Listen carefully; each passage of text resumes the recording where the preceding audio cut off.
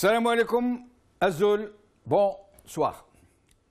J'aimerais, si vous me le permettez, faire un rappel sur ce que j'ai dit hier au sujet de l'histoire de notre peuple.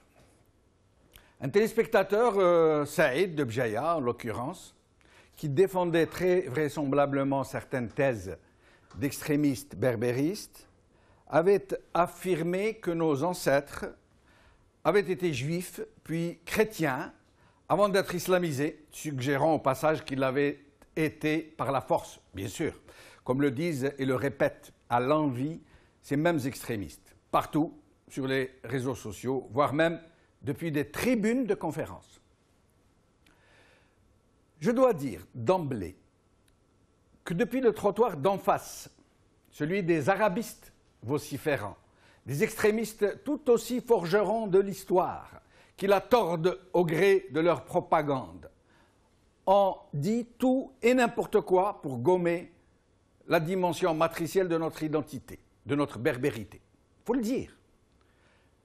Ils ont tellement matraqué, ces arabistes, des contre-vérités et tellement occulté, voire même oblitéré, ce fondement principal, essentiel, matriciel de notre personnalité nationale, la berbérité, qu'ils ont fini par créer un phénomène de rejet de l'arabité, des Arabes et par voie de conséquence de l'islam. Certains berbères ont tellement été agressés, ou du moins l'ont ressenti comme ça, dans leur être profond, dans leur dignité, dans leur identité, qu'aucun envahisseur n'avait pourtant réussi à leur arracher, qu'ils ont fini par jeter le bébé avec l'eau du bain. Eux aussi ont adopté l'outrance et la propension à la propagande de leur pendant de l'autre côté de l'outrance, pour faire feu de tout bois, eux aussi, eux surtout, pour vouer la dimension arabe de notre peuple aux gémonies, allant jusqu'à refuser l'appellation, la simple appellation de Maghreb à notre contrée, lui préférant celle d'Afrique du Nord. C'est cela le propre des uns et des autres. La haine en bandoulière, ils sont en opération d'extermination. Il faut tout éradiquer, ne rien laisser, ne faire aucune nuance. L'autre, la seule manière de lui faire entendre raison est de le déraciner, jusque dans la mémoire collective. Il faut reconnaître une évidence. Les berbéristes extrémistes ont été enfantés par l'extrémisme arabiste. Mais le produit a supplanté l'artisan, malheureusement. C'est une sorte de loi du talion déclinée façon western spaghetti. Pour un œil, les deux yeux, et pour une dent, toute la gueule. Les berbéristes extrémistes, ceux du MAC, tout particulièrement, allaient user de contre-vérités hurlantes pour stimuler l'arabophobie, l'islamophobie, et maintenant, qu'est-ce qu'on pourrait dire? L'algérianophobie. Je pourrais disserter des heures sur ce sujet, mais je me contenterai de citer quelques-unes de ces énormités que ces propagandistes de la haine débitent sans craindre le ridicule.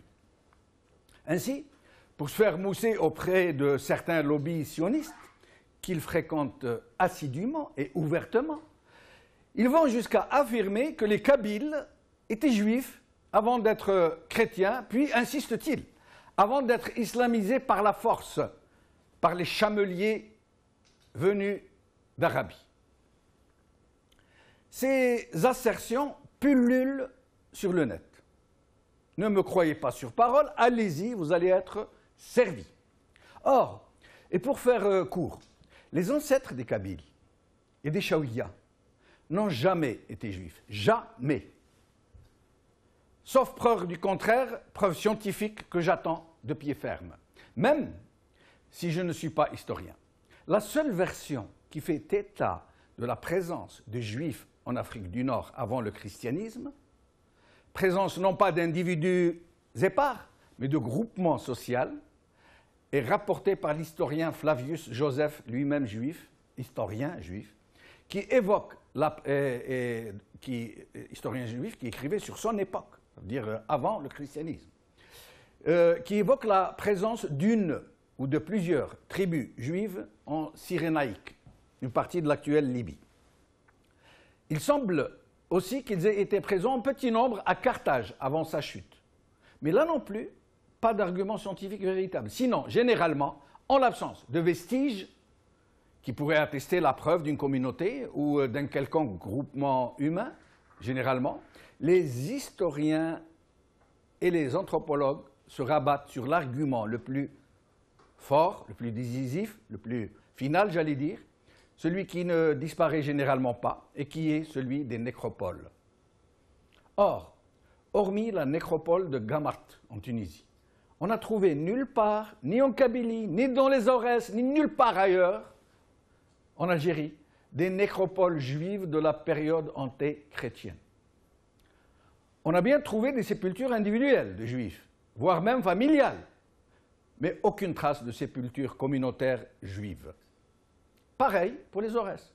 Certains affabulateurs, pour s'inventer une filiation juive, puisque ça rapporte par les temps qui courent, affirment que la Kahina était juive, rapport à son nom. Kahen, Kohin, Kahina, donc c'est une racine, c'est un radical juif. Et ils oublient que l'arabe et le hébreu ont la même racine, jusqu'à l'alphabet, alif, bet, tef, alif, beta.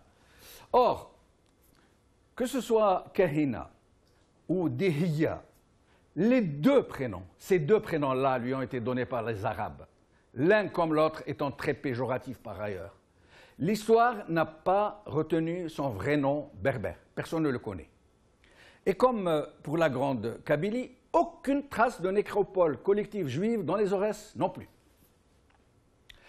L'arrivée des Juifs en Afrique du Nord a commencé, d'abord très timidement, dès le début de la Reconquista, puis de façon massive aussitôt après la chute de Grenade en 1492. Rappelons maintenant ce discours des berbéristes extrémistes sur le christianisme supposé de leurs ancêtres. Il est vrai que l'Église d'Afrique a existé et prospéré plus de 500 ans.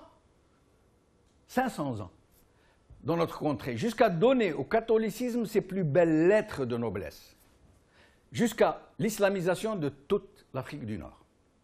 Le christianisme a été tellement présent que le concile de Bareilles, un petit village à côté de Khenchla, qui eut lieu au IVe siècle, je crois, a réuni 90 évêques, tous des berbères latinisés.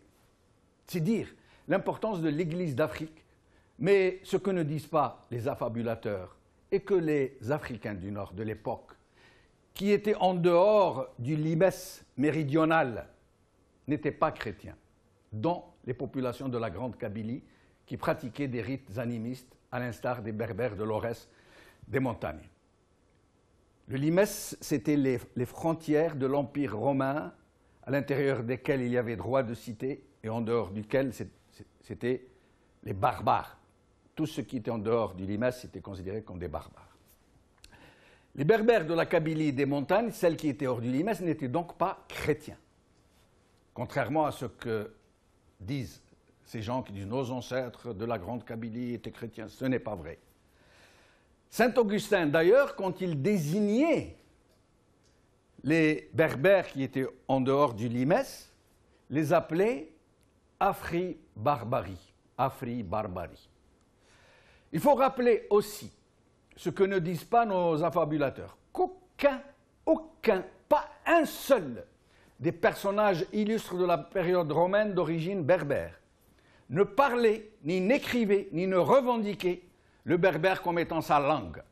Certains allaient même jusqu'à renier leur origine, dont saint Augustin lui-même, qui malgré la quantité immense des écrits qu'il a laissés, n'a jamais écrit le moindre mot sur son origine berbère. En Kabylie, les populations qui avaient embrassé le christianisme se trouvaient à l'intérieur du limès, c'est-à-dire toute la Kabylie maritime, Kabylie littorale, et la Kabylie méridionale, c'est-à-dire au sud du Jura, sur les plaines de la Kabylie. Au sujet de la période coloniale française, surtout du temps du cardinal de la Vigerie, malgré tous ses efforts, et Dieu sait quels efforts, et alors même qu'il avait profité d'une période de grande famine qui s'était abattue sur la Kabylie, où les gens mouraient comme des mouches, les Kabyles refusèrent massivement d'abandonner l'islam et de se convertir au christianisme. Pourtant, la Vigerie leur offrait ce qu'ils n'auraient jamais imaginé, la citoyenneté française, le confort matériel, la chance pour leurs enfants d'aller à l'école, à un moment où régnait une très grande misère, où rares étaient les gens qui portaient des chaussures ou qui pouvaient manger à leur faim. Il ne put convertir que très peu de gens et quelques centaines d'orphelins que la grande famine avait jetés dans ses bras, parce que les gens, à l'époque, ne pouvaient pas s'occuper d'eux. Ils avaient grand-peine déjà à s'occuper de leurs propres enfants. Les autres paysans de la Kabylie, pauvres et farouches, préféraient être mangés par les poux, mourir de faim, que d'abjurer l'islam. C'est une vérité. Vous pouvez aller la vérifier. Aujourd'hui, il suffit d'aller sur le net pour avoir toutes ces informations. Venons-en à présent à la version islamisation que nous servent nos propagandistes. Islamisation, soit dit, forcée. Je disais donc que pour attiser la haine contre les Arabes et les musulmans, ces extrémistes affirment que la Grande Kabylie a été islamisée par la force. Ils sont vraiment très mal tombés, puisque la Grande Kabylie, celle des montagnes, est l'une des rares régions de notre pays qui n'a pas été islamisée par les premières vagues de l'infitah, ni par la force, ni par la prédication pacifique. Pourquoi? Tout simplement pour une question de pognon. Parce qu'il faut le dire, généralement, les armées musulmanes qui apportèrent l'islam dans nos contrées n'étaient pas très intéressés par les montagnes. Ils étaient plutôt tentés par les riches plaines où se trouvaient les silos à blé, les richesses, les captives et le butin. Il faut le dire. Les habitants de la Grande Kabylie furent islamisés bien plus tard, non pas par des Arabes, mais par des Berbères musulmans, les Ibadites et surtout les Almoravides, Almorabitoun, des prédicateurs qui allaient seuls, qui parlaient berbère et qui furent accueillis à bras ouverts. Certains parmi eux reposent encore dans ces mausolées qui parsèment toute la Grande Kabylie. Les Marabtines, qui tirent leur nom d'Al-Morabitoun. Voilà qui est dit. Pardon pour cette longue digression, mais il fallait que je mette l'accent sur cette propagande qui a été mise en branle pour semer la haine entre Algériens, pour désigner l'islam comme étant le mal absolu, pour désigner le sionisme comme le frère naturel, et par conséquent le palestinien comme l'ennemi. Nous essaierons de parler de ces manipulations qui semblent s'être accélérées, montées en intensité, à plus forte raison que le régime semble sur le point de s'effondrer, et d'entraîner d'ailleurs tout le pays dans sa chute. Aujourd'hui, j'ai le plaisir de recevoir Brahim Younsi, président de l'UDM, qui sera avec nous, et nous essaierons de joindre Moussa Naït Amara, ancien activiste du MAC, qui ne l'est plus, je crois. Et nous essaierons, en deuxième partie, d'ouvrir le standard pour permettre à nos téléspectateurs de s'exprimer sur ces questions très douloureuses. Brahim Younsi, merci d'être avec nous. Ah, les titres d'abord. Aujourd'hui, donc, excusez-moi.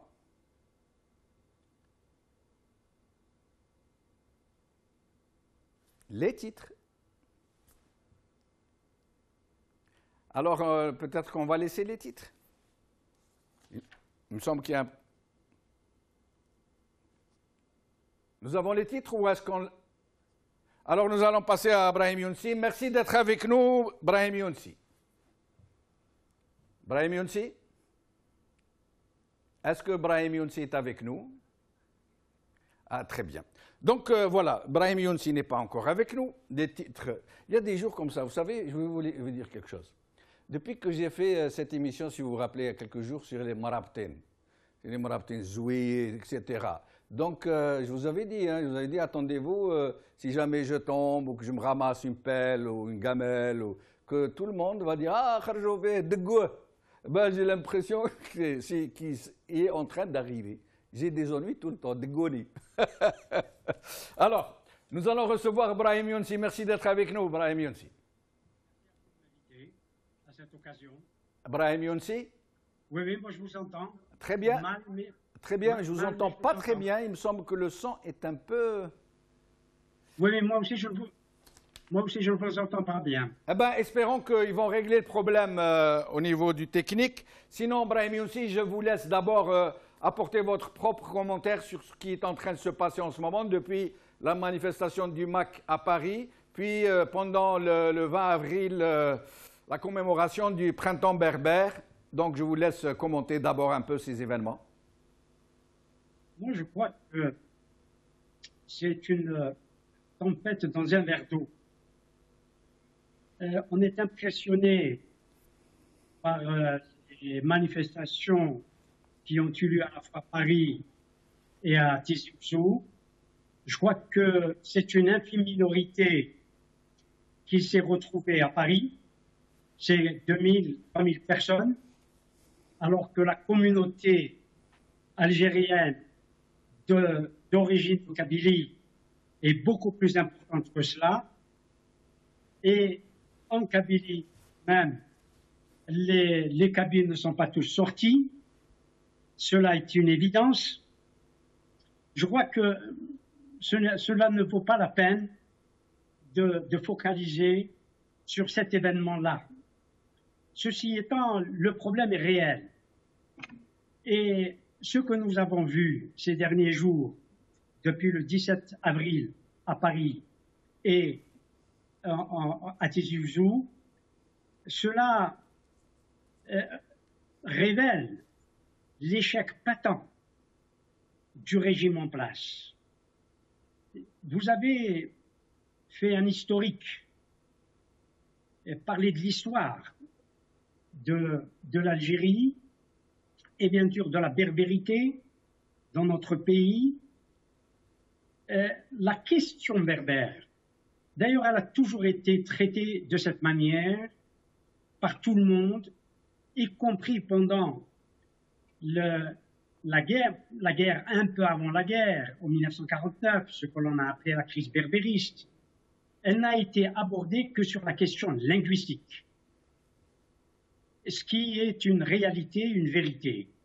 Aujourd'hui, une nouvelle génération pose le problème de façon totalement différente. Et cette question de l'autodétermination qui est posée, moi je crois que le MAC, pour le nommer, pose la question de l'autodétermination alors qu'il n'y croit pas vraiment à l'autodétermination. Vous l'avez dit, je crois qu'il y a un rejet de l'arabité et un rejet de l'islamité de l'Algérie. Pourquoi il ne croit pas à l'autodétermination? S'il y croyait vraiment, il soutiendrait le peuple palestinien, qui lui, il est en situation de colonisation, et nous savons ce qui se passe en Israël et en Palestine. 2, il soutiendrait le peuple sahraoui, qui est en situation de colonisation, d'occupation. Or, il est plutôt favorable à la thèse marocaine et au Maroc qui le soutient, et à Israël qui le soutient, qu'à l'autodétermination de ces peuples qui se battent depuis des décennies et des décennies. D'autre part, même ici où nous sommes en France, je ne crois pas que le MAC ait soutenu les mouvements indépendantistes et autonomistes français, les Bretons, les Corses, et Bernard-Henri Lévy lui-même, qui les a soutenus, qui a appelé ou relayé l'appel du MAC à manifester à Paris, lui-même a dénoncé, a critiqué, a demandé à boycotter la Corse sous prétexte Mais justement, Brahim Younsi, quelle mouche l'a piqué BHL? Qu'est-ce qui motive cette déclaration fracassante de Bernard-Henri Lévy qui est en train de présenter les choses d'une façon mais tout à fait malhonnête intellectuellement, même s'il est coutumier du fait. Mais le fait de présenter les Kabyles comme une population opprimée par des Arabes, par des multitudes d'Arabes, une île de démocratie au milieu d'un océan de fanatisme. C'est quoi ces histoires? Ce qui le motive, c'est la division de l'Algérie et d'autre part, c'est la soumission, c'est la vassalisation, c'est, permettez-moi, c'est Canossa. Ce que l'on appelle le gouvernement kabyle, c'est Farhat Mhenni lui-même, se rendent à Tel Aviv comme s'ils étaient chez eux. Voilà ce qui motive. Pour une fois, à l'intérieur de l'Algérie, il y a un groupe qui... Mais cela, hélas, c'est un précédent, parce qu'on a effacé cette page-là, à savoir que certaines personnes qui sont devenues ministres, je ne vais pas donner les noms, sont allées à Tel Aviv et dans les années 90, pendant la décennie rouge, et on parlait à partir de Tel Aviv. Cela est un grand précédent. Et néanmoins, le gouvernement algérien, le pouvoir d'Alger, a effacé l'ardoise et a même nommé ces gens-là qui ont apporté un soutien clair à Israël contre le peuple palestinien, sont devenus ministres. Brahim Younsi, nous allons écouter quelques extraits des déclarations qu'a faites hier Farhat Mhenni ici à la chaîne El Magharibiya dans une autre émission. Écoutons-le. Mon père, ceux qui sont tombés au champ d'honneur ne sont pas morts pour l'Algérie, ils sont morts pour la liberté et la dignité. Nous avons définitivement tourné la page de linguistique pour ouvrir celle de l'indépendance de la Kabylie. Nous revendiquons des droits en tant que peuple, nous les Kabyles. Nous avons une langue à part, un territoire à part, nous avons des coutumes à part, nous avons un sentiment d'appartenance à la Kabylie plus fort que n'importe quoi. Nous sommes un peuple selon l'ensemble des critères qui sont définis pour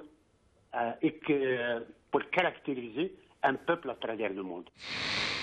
La Kabylie doit être indépendante et doit être la voisine en coexistence de bon voisinage avec l'Algérie. Et nous allons écouter d'autres extraits très courts, d'autres déclarations ici et là de la même personne. Que la Kabylie souhaiterait éventuellement qu'il y ait une ambassade israélienne en Kabylie. Que la Kabylie souhaiterait éventuellement qu'il y ait une ambassade israélienne en Kabylie. Parce que la France, si la France perd la Kabylie, elle ne perdrait pas que la Kabylie. Elle ne perdrait pas que l'Algérie. Elle perdrait toute l'Afrique du Nord, dont elle est le moteur essentiel sur le plan des idées républicaines et démocratiques.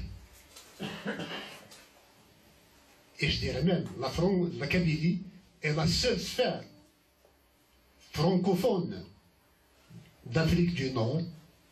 Le français est évacué au profit de l'arabe.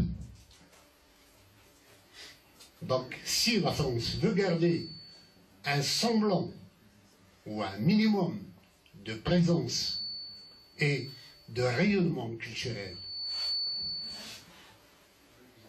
il faut absolument qu'elle s'allie avec la Kabylie. La Kabylie est son seul canot de sauvetage. Brahim Younsi, en plus de ces déclarations et d'autres très très nombreuses dans ce style-là, les gens du MAC ont un fonds de commerce. C'est d'attiser la haine des jeunes berbéristes, activistes, qui au début activaient très légitimement pour leur identité, pour leur langue, pour notre langue à tous d'ailleurs, pour notre identité à tous, et qui petit à petit ont versé dans une sorte d'arabophobie, d'islamophobie, j'allais dire, d'israélophilie, au point où on reproche aux gens de soutenir les Palestiniens. À chaque fois, ils vous le sortent. Ça, ils vous le sortent à chaque fois. Pourquoi vous soutenez les Palestiniens alors que vous ne soutenez pas, comme si il était impossible de soutenir les Palestiniens et les émeutes ou les insurrections du pays. Et donc, aujourd'hui, c'est devenu un fonds de commerce. Et ils ne le cachent pas. C'est la haine de l'islam, c'est la haine de l'arabe, de l'arabité. Qu'est-ce que vous en pensez, Brahim aussi? Oui, mais c'est ce que nous disions tout à l'heure. Et je m'inscris en faux sur ce que je viens d'entendre. Les propos de Farhat Mahani sont indignes. Indignes et une insulte à l'égard de son père, qui n'est pas mort seulement pour la liberté et la dignité, mais il est mort aussi pour la nation algérienne, parce qu'il était dans un mouvement national. Et comme tous ceux qui, originaires de Kabylie, ont combattu pour la nation algérienne, et ont combattu pour la nation algérienne, pas dans ses critères objectifs, parce que Farhat Mahani fait beaucoup de confusion conceptuelle et théorique. Une nation ne se construit pas seulement par la langue et la religion. C'est vrai, il l'a dit, mais elle se construit aussi par le sentiment d'appartenance. Et ce sentiment d'appartenance a été exprimé avant le 1er novembre 1954 et le 1er novembre 1954, où la Kabylie s'est battue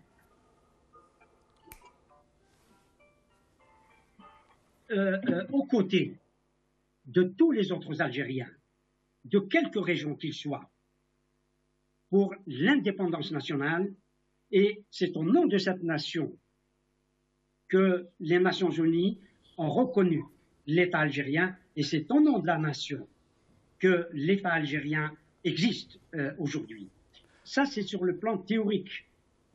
Farhat Mahani n'arrête pas de dire des sottises. Je crois que c'est quelqu'un qui a été déçu. Et qui a été déçu par d'abord les partis auxquels il a appartenu. Le Front des Forces Socialistes et le Rassemblement pour la culture et la démocratie. Je crois que c'est quelqu'un qui est en train de prendre d'abord une revanche sur les siens, c'est-à-dire ceux qui l'ont quelque part abandonné. Il n'a trouvé pour exister que ce seul moyen, et nous avons entendu son appel à la France, alors que, je le répète encore une fois, il y a des mouvements autonomistes et des mouvements indépendantistes en France, les Bretons, les Corses, les Basques, les Alsaciens, les Savoyards. Vous avez comme ça un certain nombre d'autonomistes et d'indépendantistes en France. Et je ne comprends pas pourquoi Farhat Mahani, qui appelle la France à le soutenir en disant que la Kabylie serait sa dernière planche de salut, ne rejoint pas ces mouvements, ne se rapproche pas de ces mouvements indépendantistes et de ces mouvements autonomistes, qu'ils soient bretons, alsaciens ou corses. Vous savez, l'Alsace-Moselle, l'Alsace-Lorraine est objectivement allemande parce qu'ils ne parlaient pas le français. Et ils sont de langue alsacienne qui est voisine, cousine de la langue germanique, de la langue allemande. Vous avez un certain nombre de théoriciens français, notamment Fustel de Coulanges, qui est avec Renan l'un des concepteurs, des inventeurs de la volonté de vivre ensemble. et de sentiment d'appartenance.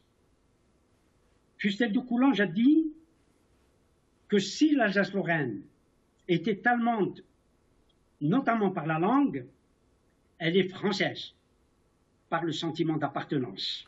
Restez avec nous, Brahim Younsi, je vous laisserai poursuivre tout à l'heure. Nous allons prendre quelques appels, ça se bouscule au standard. Alors, avec nous, Mohamed de Tizi Ouzou. Mohamed de Tizi Ouzou. Mohamed de Tizi Ouzou. Oui, salam alaikum. Wa alaikum salam, ahlan bik, merci d'être avec nous. Il n'y a pas de quoi. Moi, j'aimerais bien parler sur... D'abord, je vous salue par votre courage. Votre exposé est extraordinaire pour vous taxer les deux extrémistes qui existent entre... que ce soit en Kabylie ou en dehors de la Kabylie, ceux qui sèment la division, en Algérie, qui jouent le jeu du système algérien, qui veut diviser le peuple algérien pour donner la chance à ces gens d'exister. D'abord, permettez-moi de corriger M. Brahim Younsi, de lui dire que Farhad Mahni n'a jamais existé, n'a jamais adhéré au FFS, a tout le temps adhéré au RCD. Il nous a dit actuellement que le système a échoué. Moi, je dirais que une partie du système a gagné en Kabylie. Et hier, j'ai été à Tizi Ouzou. J'ai assisté aux manifestations qu'il y avait beaucoup du monde autour du MAC. C'est gravissime et c'est malheureux. Mais on doit se poser cette question. Pourquoi il y a tant de jeunes qui adhèrent aux idiots du MAC or que rien ne les attire, sauf un extrémisme contre l'autre. Il n'y a pas un fond pour adhérer à l'autodétermination de la Kabylie, or que nos aînés, nos martyrs de 54-62 sont combattus pour qu'il y aura une Algérie indivisible. Et le mouvement de 80, en avril 80, se sont battus, nos aînés, il faut leur rendre hommage d'abord pour les 24 détenus et les autres, que se sont combattus pour qu'il y aura une Algérie unie, indivisible, mais aussi pas uniquement pour l'identité berbère, mais ils se sont battus pour qu'il y aura une démocratie et le respect des droits de l'homme. Oui. Ah, nous avons perdu Mohamed. Alors, avec nous, Abdelnour de Paris, je demanderai à nos téléspectateurs, à ceux qui appellent, d'être le plus bref possible pour permettre à un maximum de gens d'intervenir. Merci. Abdelnour de Paris. Oui, monsieur Benchenouf, bonsoir. Bonsoir. Voilà, moi j'aimerais intervenir juste pour vous dire que Farhad Mahni, c'est un Algérien, c'est un Kabyle, il se reconnaît comme Kabyle, donc Oui. Oui, on vous écoute. Oui, je veux dire, il a ses partisans. Vous parliez tout à l'heure de l'islam, d'islamisation. La Kabylie, moi je suis kabyle, donc j'ai remarqué qu'il y a le nouvel islam. C'est pas l'islam de nos ancêtres. Vous voyez ce que je veux dire, M. Benchenouf? Oui. Voilà, on nous a importé un islam, un nouvel islam. Nous, on est musulmans. On respecte l'islam. On est musulmans. Mes parents, ils ont toujours été musulmans. Mais le problème, c'est que c'est un nouvel islam. C'est un islam destructeur qui nous ont imposé. Vous voyez ce que je veux dire, M. Benchenouf? Oui, je vous entends. Voilà, c'est là où il y a juste la différence. Voilà. Merci. Azdine de France. Bonsoir, Jamal. Azul, bonsoir, c'est Azdine. Je vous en prie, exprimez-vous. Azdine? Est-ce que nous avons perdu Azdine? On a perdu Azdine. Soumia de Sétif. Soumia? Ah, il y a un souci. Nous allons revenir rapidement à Brahim Younsi pour lui permettre de finir sa phrase. Je l'ai interrompu en plein vol. Brahim Younsi, je vous laisse poursuivre avant de revenir vers le standard. Brahim Younsi. Le Memphis, le 1er novembre, Oui. Vous aviez 6 personnes à 6 personnalités en Algérie, et parmi ces 6 personnalités, 3 se revendiquaient ou se revendiquent de la berbérité, dont 2 Kabyles. Karim Belkacem et Didouche Mourad. Et vous aviez Mustafa Ben Boulaïd. C'est-à-dire 50% de ceux qui ont déclenché le mouvement insurrectionnel, c'est-à-dire le mouvement national, qu'ils ont appelé Front de libération nationale. Cela a un sens. Cela a un sens. Et parmi les 9, vous avez Hussein Aït Ahmed. C'est-à-dire, vous avez la Kabylie qui était engagée dans un processus révolutionnaire qui revendiquait la nation algérienne, l'État national algérien. Cela démontre que Farhat Mehani est en déphasage total sur le plan politique et sur le plan des concepts. Quant à ce qui a été dit, cela est vrai que c'est là où le régime est responsable de la situation que nous vivons et de ce mouvement irrédentiste qui se manifeste aujourd'hui. Mais Brahim Younsi, excusez-moi de vous interrompre, c'est très très important et j'aimerais que vous me répondiez de façon assez brève si c'est possible, parce qu'il y a des gens qui se bousculent au standard. Dites-moi, la misère, l'exclusion, l'oppression, la corruption, tous les fléaux sociaux, toutes ces valeurs qu'on a extirpées du fond de l'âme algérienne, ça ne touche pas que la Kabylie. Tous les jeunes sont touchés. Moi, je viens d'une région qui est berbérophone, les Aurès, mais où il y a plus ou autant de misère qu'en Kabylie, autant d'oppression, etc.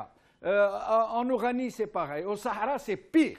Les pires qui sont exploités, qui sont dans la misère, c'est les gens du Sahara. Partout en Algérie, les jeunes subissent la même misère, la même exclusion.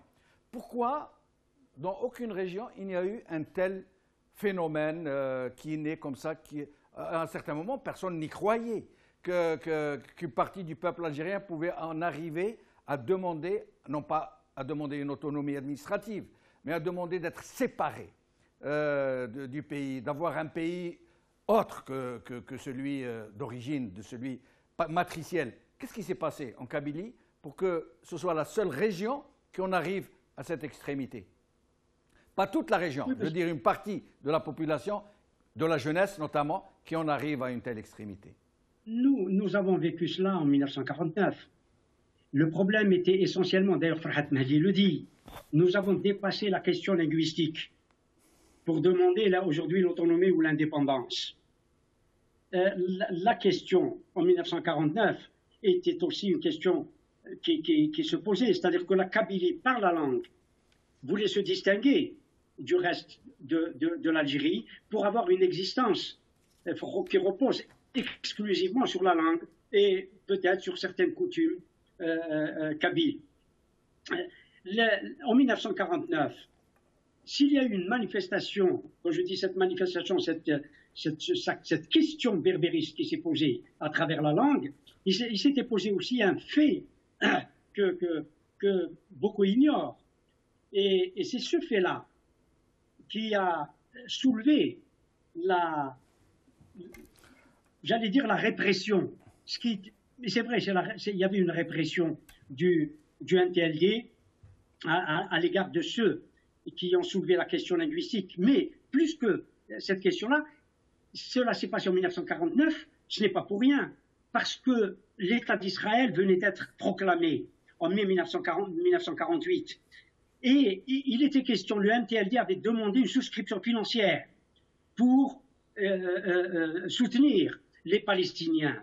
Et un certain nombre d'éléments de la Fédération de France qui, eux, commençaient déjà à poser la question de la berbérité, avaient refusé de participer à cette souscription.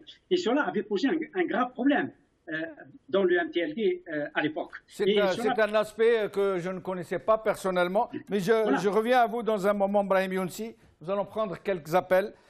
Mohamed من الانجليز. السلام عليكم. وعليكم السلام ورحمة الله. أهلا بك سي محمد. عندي واحد تدخل شوية تاريخي وتدخل سياسي استراتيجي. وشيء بصفة موجزة من فضلك. معليش يا سي جمال، ان شاء الله نختصر كما قلت. ان شاء الله. اما القضيه في الجزائر، هذا السيباراتيست في الجزائر هذوم يعني سيد هذا يستعملهم الربيع العربي، الفونداتور تاعو هو جورج سوروس. هذه واحده. اما اللي باهي يستعملوهم على بالك، والجزائر لازم تكون حذره على بالك باللي كل. وديرنا حلقه جزاك الله خير على المخدرات من المغرب. بارك الله فيك. سلام. بارك الله فيك. سلام. سامية من فرنسا. Oui, allô? Allô, bonjour Samia, je vous en prie, vous êtes en ligne. Oui, bonjour. Moi, j'interviens parce que j'aimerais souligner l'hypocrisie totale des Kabyles. Je veux dire pourquoi. Les Kabyles, ils revendiquent leur kabyléité. Je tiens juste à leur signifier que rien que le mot Kabyle, c'est un mot arabe qui vient de l'arabe Kaba'el, qui signifie tribu. Donc comment est-ce qu'ils peuvent utiliser un mot arabe et se dire on n'est pas arabe, on n'est pas algérien? D'autant plus, ça fait 1500 ans que les Arabes sont présents au Maghreb, sont présents en Algérie. Et eux, ils en sont encore à revendiquer quelque chose qui déjà, qu'est-ce qu'on en sait, qui sont Kabyles, parce qu'il y a eu à peu près les Romains, les Vandales, les Byzantins, les Grecs, les Phéniciens, les Turcs, les Janissaires, les Français qui ont occupé successivement l'Algérie. Alors j'aimerais demander aux Kabyles, ils sont quoi? Est-ce qu'ils sont turcs? Est-ce qu'ils sont romains? Est-ce qu'ils sont janissaires? Est-ce qu'ils sont vandales? Ils sont rien du tout. Le mot tala, Tala en kabyle, ça veut dire l'eau. Or, en grec aussi, ça veut dire l'eau. S'il y a des similarités dans la langue, ça veut dire qu'ils sont les descendants de Grecs ou de je sais pas quoi. Donc, les Kabyles, ils se disent Kabyles, mais ils ne sont même pas, ils savent même pas de quoi ils viennent. Et leur langue, elle a été faite à la Sorbonne. Leur langue, elle a ni queue ni tête. Tu sais, les Algériens sont la risée du monde, parce qu'ils ne parlent ni arabe ni français, sont la risée du monde arabe. Ils voudraient encore nous imposer le tamessir, qui n'est même pas parlé chez eux, qui ne se comprennent même pas, et que surtout, qui n'est parlé nulle part. Qu'est-ce qu'ils veulent? Ça fait 1500 ans que les Arabes, on est là. 1500 ans que le Maghreb Merci Samia, merci, je n'ai pas voulu vous interrompre parce qu'il faut respecter la liberté des uns et des autres de parler, mais je trouve franchement à la limite de l'injure et de l'insulte votre intervention. Tamazirt est une identité plus qu'antique. Elle est millénaire, elle est là, elle existe dans l'histoire, elle a ses racines dans notre mémoire collective, dans nos gènes. C'est notre mémoire et c'est notre identité matricielle. Je crois que vous n'avez pas le droit de dire ce que vous avez dit, mais bon. Rania de France. Rania. Bonjour. Bonjour Rania. Et je vous remercie pour votre émission. Merci à vous. En fait, moi je vous rappelle, parce que franchement ça me fait très très mal. Ah, ce n'est pas vous qui avez appelé hier Donc en fait, M. Farhat, je voudrais lui dire, oui. Il est en train de rétrécir, son cerveau non seulement est en train de se rétrécir, et son champ de vision aussi avec, parce que je me rappelle quand j'étais étudiante à l'université, il chantait que les îles Canaries étaient berbères. Mais M. Farhat, maintenant, il veut restreindre la berbérité, il veut la ramener à la Kabylie. Et demain, il va diviser la Kabylie. Et lui, il va la restreindre à son village de Bouzguen. Et même les gens de Bouzguen que je connais ne le portent pas dans leur cœur. Donc maintenant, les gens qui disent que le MAC a une grande importance, ils sont nombreux, c'est tout à fait faux. Parce que les gens du MAC, ils sont tous dans la rue. Mais les gens qui ne sont pas MAC, la majorité sont restés à la maison. Donc, la mésirité, on est un mésir, ça c'est incontestable. Tous les Nord-Africains, et plus particulièrement Algériens, sont un mésir, mais la mésirité doit être un moyen de réunir les Algériens. Merci Ranima, merci. Avec nous, Karim de Paris. Karim. Assalamu alaikum. Ahlan bik, c'est Karim, tfadal. Ya khoya, c'est juste pour intervenir comme... Juste pour vous dire, sur votre émission, d'abord, c'est une émission, vous avez trop donné de l'importance à ce mouvement. Vous êtes en train de faire la publicité. À mon avis, il faut ignorer ce genre d'émission, parce que c'est une publicité que vous êtes en train de faire. Ce monsieur, il est en train de respecter une feuille de route. Mais on ne la remet pas en cause, c'est la langue de l'islam, et on est musulman. Il est en train de respecter une feuille de route. C'est un attaché commercial qui est venu pour vendre la Kabylie. Donc ne tombez pas dans le jeu. Et j'appelle aux gens qui appellent l'ennemi kabyle algéro d'éviter ce genre de sujet. Il ne faut pas tomber dans le piège. L'histoire du MAC, c'est lié. L'histoire du MAC, c'est lié aux histoires de Sahara al-Gharbia. Donc c'est le Maroc qui est derrière. elle demande à l'Algérie, vous me dérangez dans le Sahara, je vous dérange en Kabylie. Voilà le constat d'aujourd'hui. Merci, merci. Anna Sharqawi de Stockholm. Sharqawi, je vous en prie, c'est Sharqawi. Est-ce que je peux intervenir, s'il vous plaît? Oui, oui, je vous en prie, vous êtes en direct. D'accord. Allez-y, je vous en prie. Sharqawi de Stockholm. Est-ce que vous êtes avec nous, monsieur Sharqawi?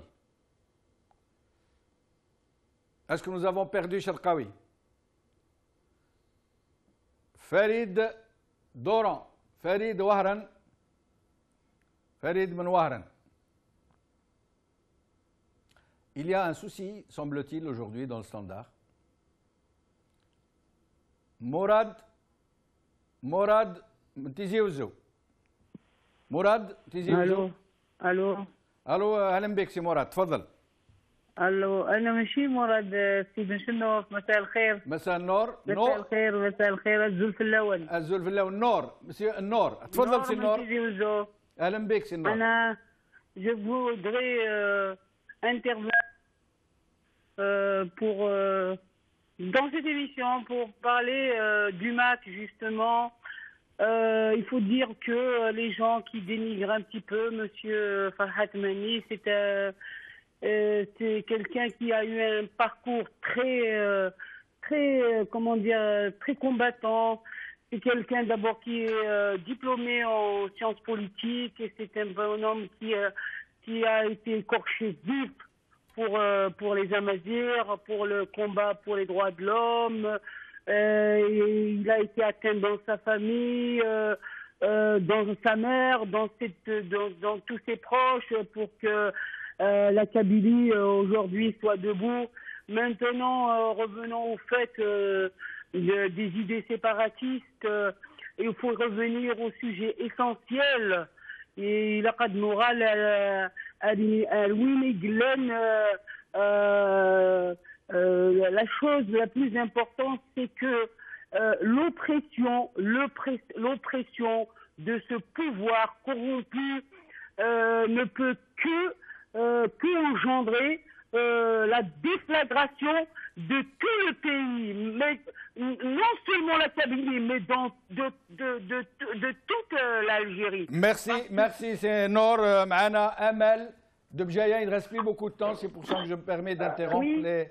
Je vous en prie, Amal. Oui, salam alaikum. Je voulais juste intervenir par rapport à l'intervention de M. Farhat Maziran d'hier. En fait, je suis kabyle, et je suis kabyle de je ne sais pas combien d'années, de combien de siècles. Je voudrais juste lui poser une question. Est-ce qu'avant qu'il veut vraiment construire ou inventer ce pays imaginaire qu'il imagine l'autonomie de la Kabylie, est-ce qu'il a pris en compte l'avis de tous les Kabyles? Premièrement, est-ce que déjà il a fait un référendum pour savoir l'avis de tous les Kabyles? Est-ce qu'ils sont d'accord ou pas? Ou bien c'est la suite de ce régime qu'on voit là tout de suite, comme par hasard. Et eux, quand ils sortent faire leur manifestation, soi-disant, il n'y a jamais d'intervention des policiers ou les forces de l'ordre, rien du tout. Donc je voulais juste lui poser cette question. Est-ce que déjà il a demandé l'avis des Kabyles, de tous les Kabyles, pour vraiment fondre cette autonomie des Kabyles, soi-disant? Merci, voilà. Merci beaucoup. Houari de Sétif. Houari de Sétif, c'est pas commun. Ah, Houari de France. De France. C'est Houari, Alembek. Houari de France. Est-ce que Houari est avec nous? On l'a perdu. Salima de Batna. Salima. Houari de France. Est-ce que Houari de France est avec nous? Oui, je vous en prie. تفضل سي هواري. اهلا السلام عليكم. وعليكم السلام ورحمه الله. Allô. Oui, on vous écoute. Ce que je veux dire, la Kabylie. Allô. Allez-y, je vous en prie, تفضل من فضلك. Ce que je veux dire, لا يرحم بالوالدة. البروبليم دروك حنا أنا عربي. أنا نستعرف باللي أوني كاع جدودنا باللي حنا حنا دي بغبغ كاع جدودنا سي دي بغبغ. لا بروف بنو باديس شعب الجزائر مسلمو الى العروبه ينتسب. حنا النسوبيه تاع لي لا هذه هي ما يخلطوها الناس بوليتيك. هاد ليطا اللي عندنا حنا انكابابل باش بارك الله فيك سي هواري. on est obligé de faire un peu vite. عبد الكريم de France. عبد الكريم. السلام عليكم خويا. وعليكم السلام سي عبد الكريم، اهلا بك، مرحبا بك. Je voulais te remercier pour tes émissions que je suis toujours. Merci beaucoup. بارك الله فيك. الله يسلمك. Merci pour ton courage. Alors je voulais pour ce qui est en train de se passer, moi pour Farhat Mahami, j'estime qu'il est algérien, qu'il a le droit de s'exprimer comme il veut. Après ça rentre dans la liberté d'expression. D'accord, ok. Alors à part ça, j'aurais bien aimé que cette révolution soit algérienne contre ce pouvoir qui est pourri, parce que le pouvoir il essaie de diviser pour régner. Je suis un Kabyle moi aussi, je suis fier d'être Kabyle, je suis fier d'être musulman, je suis fier d'être algérien. Voilà, on n'est pas pour une Algérie divisée. Merci beaucoup, c'est Abdelkrim de France, Mahana Ali de Borj Bouharerij. Et puis nous prendrons un autre appel et nous arrêtons. Je vous en prie. Ali, Borj Bouharerij. Oui, نسمعوا فيك سي علي، تفضل. خويا بن شنوف, c'est pour juste vous préciser que des études anthropologiques proposées par Mouloud Maamri en 1962 ont été interdites par les arabistes d'Algérie parce que seules les études anthropologiques, justement, peuvent définir ce que c'est que le peuple algérien. Hein.